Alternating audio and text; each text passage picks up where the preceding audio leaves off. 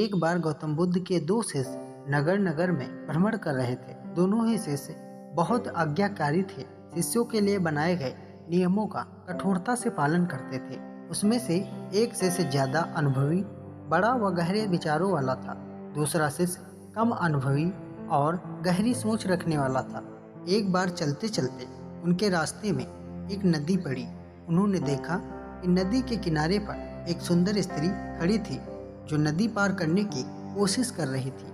वह बहुत परेशान लग रही थी। नदी में ज्यादा पानी तो नहीं था, पर उस स्त्री की नदी पार करने की कोशिश हर बार नाकाम हो रही थी। उस स्त्री को नदी के उस पार से अपनी बूढ़ी माँ के लिए दवाइयाँ लानी थी। उनमें से जो एक छोटा शिष्य था वह उस स्त्री के बिना संपर्क में आए उस स्त्री को अनदेखा कर नदी पार करने लगा। नदी पार करके नदी के दूसरे किनारे पर वह बड़े शिष्य का इंतजार करने लगा। नदी के दूसरे किनारे से उसने देखा कि बड़ा शिष्य उस स्त्री से बातचीत कर रहा है। बातचीत के बाद बड़ा शिष्य स्त्री का हाथ पकड़कर उसे नदी पार कराने लगा।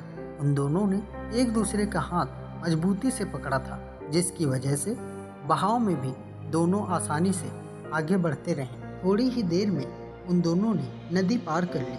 वह स्त्री बड़े शिष्य का मनपूर्वक आभार करती है, उसे धन्यवाद देती है और अपने रास्ते चली जाती है। दोनों शिष्य भी अपने रास्ते पर निकल पड़ते हैं। छोटा शिष्य कुछ देर तक शांति से बिना बोले चलता है, जैसे अपने मन में कुछ सोच रहा हो। बड़ा शिष्य उसके इस व्यवहार पर गौर करता है और शांति से वह भी आगे बढ़ता है, पर छोटे शिष्य को कुछ बोलता नहीं है।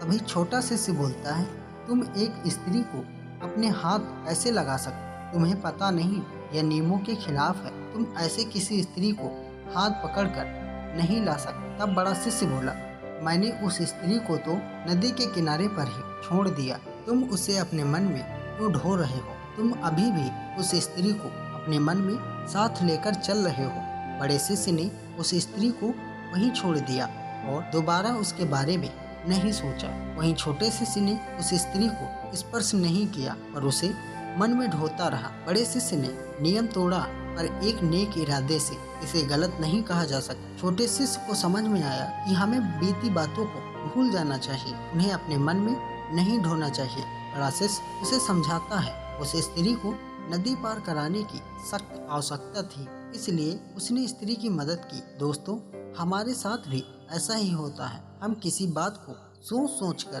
परेशान होते रहते हैं। हमें भी बीती बातों को जाने देना चाहिए, उसका बोझ नहीं ढोना चाहिए।